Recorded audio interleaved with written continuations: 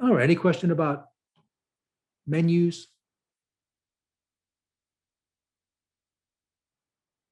All right, one more thing I want to show you. In GUI programming, often you want to share information between callbacks. And this will be the case with your Tower of Hanoi, because you have different callbacks that will be doing different things, and they all need to be able to access that tower structure, right?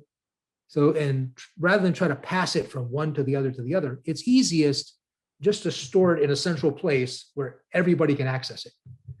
And there are two ways to do that. One is to add what's called a property to your GUI. I think that's a kind of a sophisticated technique, so I'm not going to recommend that. You can look it up if you want to. I'm just going to suggest you use instead a global variable. So what I'm going to do in this example, I'm going to have a global variable that stores the whole history of all the calculations I've done.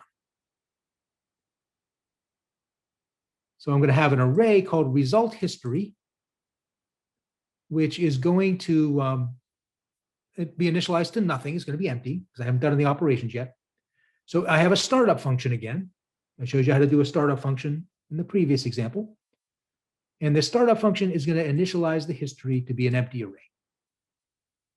And I didn't terminate that with a semicolon because I want to be able to track in the command line what's happening so you can see what's going on. And I make that global. That way, other callbacks can access it. All right, so down here in the calculate button callback, I also have this declaration global result history. So now this callback can access that same variable that was created in the startup function.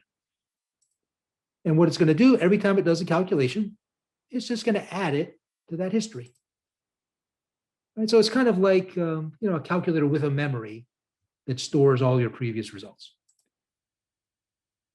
All right, so let's just run this. Let me get this out of the way so you can see the command line.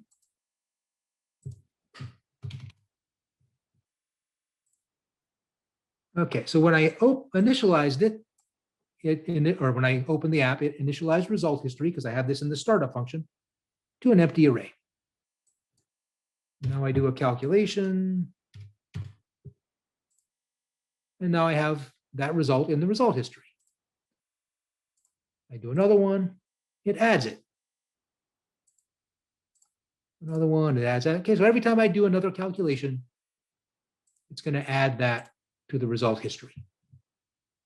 All right. And then I added a clear button. Or actually I added two buttons, a clear and a clear all. So I have callbacks for those two buttons. So the clear button is just like what you did last time, where it just sets everything back to 0.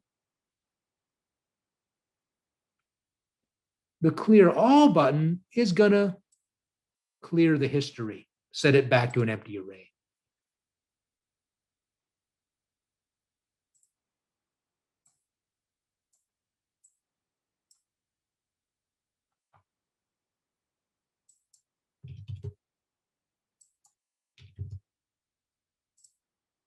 Okay, so there's my history again.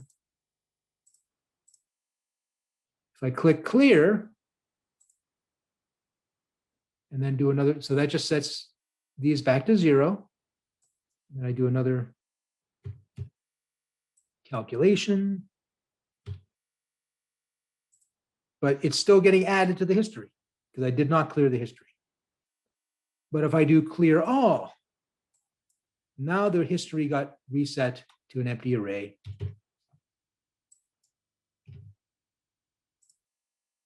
Okay, and now I can start building the history again. All right.